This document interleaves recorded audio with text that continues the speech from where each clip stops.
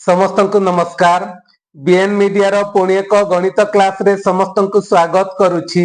आसंतु मोर prior छात्र छात्री एवं दर्शक बंधु आज गणित क्लास को आमे आगे नेबा।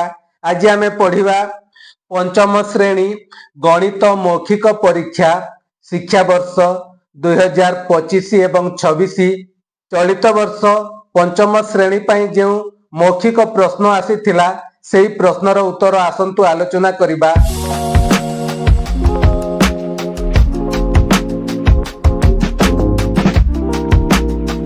देखिबा आज प्रथम प्रश्न हेउची कोन।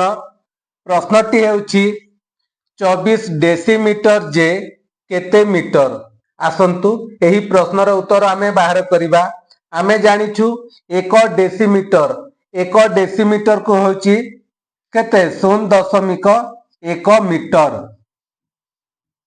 हेले प्रश्न देछि 24 डेसीमीटर अर्थात गुणन 24 करिबा। आमे हेले केते हेबो 0.1 मीटर गुणन 24 गुणन करिबा। 24 एके 24 24 शून्य 0। वर्तमान आमे दशमिक बिंदु देबा। एठी देखिबा दशमिक परे गोटी अंक अछि अर्थात 24 रो डाहाण पटरु आमे गोटी अंक छाड़ी दशमिक बिंदु देबा। एठी अर्थात 2 एवं 4 मझी रे दशमिक बिंदु हबो। हेले केते हबो 2.4 मीटर। बुझियला 2.4 मीटर। एक नंबर प्रश्नर उत्तर हबो 2.4 मीटर। बुझियला। वर्तमान देखिबा 2 नंबर प्रश्न। प्रश्नटी हेउची गोटिए वृत्तर बृहत्तम ज्यार दैर्घ्य 6.8 सेंटीमीटर हेले सेही वृत्तर व्यासार्ध केते। हेउची एक वृत्त। वृत्तर बृहत्तम ज्या आमे बाहर करिबा। ए हेउची बृहत्तम ज्या। एहार दैर्घ्य हेउची केते 6.8 6.8 हेले सेही वृत्तर व्यासार्ध केते। व्यासार्ध अर्थ कोन मध्य भागरु अर्थात अधा। व्यास होची 6.8 हेले व्यासार्ध बाहर करिवार सूत्र होची कोन व्यास हरण 2।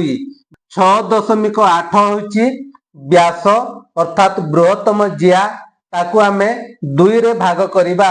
हरण 2 कले व्यासार्ध बाहरिबो हरण 2 समान केते हेबो 6 को जदि आमे 2 रे भाग करिबा केते हेबो 2 3 6 3 तापरे दशमिक बिंदु देबा आमे एवं 8 को 2 द्वारा भाग कले केते हेबो 4 हेबो। हे गला 3.4 हेबो उत्तर। 2 नंबर प्रश्नर उत्तर हेबो 3.4। ए हेबो कोन व्यासार्धर दैर्घ्य। बुझियला। वर्तमान देखिबा 3 नंबर प्रश्न। प्रश्नटी हेउची 2026 मसीहा मार्च मासरे केतोटी पूर्ण सप्ताह अछि। देखिबा एही प्रश्नर उत्तर अर्थात आमे जानिछु मार्च मासर दिन संख्या होची 31 31 तापरे सप्ताह को होची 7 दिन। आमे 7 रे भाग करि देबा बा हरण करि देबा 31 हरण 7 हेले केते हबो 7 चौ 28 तापरे आ केते रहिला 3 रहिला भाग शेष। ए हला अवशिष्ट दिन। 3 होची अवशिष्ट दिन अर्थात बळका दिन जोटा कि भाग शेष। हेले पूर्ण सप्ताह केते बाहरिला 4 4 7 28 अर्थात 4 टी पूर्ण सप्ताह एवं 3 दिन बळका रहिबो 4 टी पूर्ण सप्ताह आमे पाई पारिबा 2026 मसियार मार्च मास। बुझियला। वर्तमान देखिबा 4 नंबर प्रश्न। प्रश्नटी हेउची 15 टी पेंसिल रो दाम 39 टंका हेले 150 टी पेंसिल रो दाम केते। आसंतु एही प्रश्नर उत्तर आमे बाहर करिबा। 15 टी पेंसिल रो दाम होची 39 टंका। बुझियला। तापरे प्रश्न देइची 150 टी पेंसिल 150 टी पेंसिल दाम हम केते एठारे आमे देखिबा 15 रो केते गुण 150 15 रो 10 गुण होची 150 हेले आमे कोन करिबा 39 रो 10 गुण बाहर कर देबा 39 गुणन 10 एठी देखिबा 10 अर्थात एक रे गोटिए शून्य अछि तेबे गुणन कार्य केमिति हेबो 39 रो डाहाण रे गोटिए शून्य बसी जीवो हेले केते टंका हला 390 टंका केतोटी पेंसिल रो दाम 150 टी पेंसिल रो दाम हबो 390 टंका बुझिहेला वर्तमान आसंतु देखिबा परवर्ती प्रश्न नंबर 5 कोन अछि देखिबा आजिरो 5 नंबर प्रश्न प्रश्नटी हेउची आयत चित्रर केतोटी प्रतिसम अक्ष अछि आयत चित्रर प्रतिसम अक्ष देखंतु ए हेउची आयत चित्रर प्रतिसम अक्ष केतोटी ए हेउची एक प्रतिसम अक्ष तापर ए हेउची एक प्रतिसम अक्ष हेले केतोटी प्रतिसम अक्ष हला आयत चित्र को केमिति समान दुई भाग करि हेबो हला एमिति ए हला एक प्रतिसम अक्ष ए हेउची एक प्रतिसम अक्ष हेले केतोटी प्रतिसम अक्ष दुईटी प्रतिसम अक्ष अछि दुईटी एही प्रश्नर उत्तर होउची दुईटी परवर्ती प्रश्न देखिबा नंबर 6 नंबर प्रश्न प्रश्नटी हेउची 6 दशांश जे केते शतांश 6 गुणन 100 हेले केते हबो 100 को 600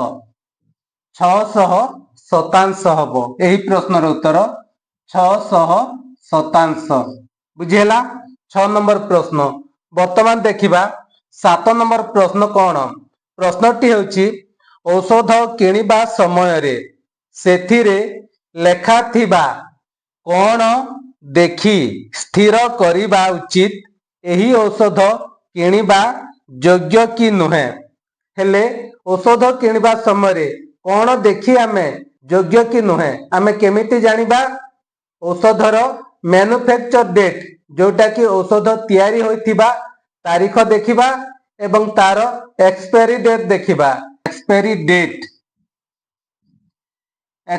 डेट आमे देखिबा अर्थात सही औषध तार एक्सपायरी डेट सरीला कि नाही ताहा देखि आमे से औषध किनिबा योग्य कि नुहे आमे स्थिर करिबा बुझिहेला वर्तमान देखिबा 8 नंबर प्रश्न प्रश्नटी हेउची कोन 300 मिलीग्राम जे केते डेसीग्राम आसंतु एही प्रश्नर उत्तर आमे बाहर करिबा आमे देखिबा 100 मिलीग्राम को होची 1 डेसीग्राम बुझिहेला एठी देची कोन 300 मिलीग्राम को केते हेबो 1 गुणन 3 हेबो 1 गुणन 3 समान 3 डेसीग्राम 300 मिलीग्राम जे 3 डेसीग्राम हबो ठीक उत्तर बुझिहेला देखिबा आजिर शेष प्रश्न 9 नंबर प्रश्न प्रश्नटी हेउची गोटे आयत क्षेत्रर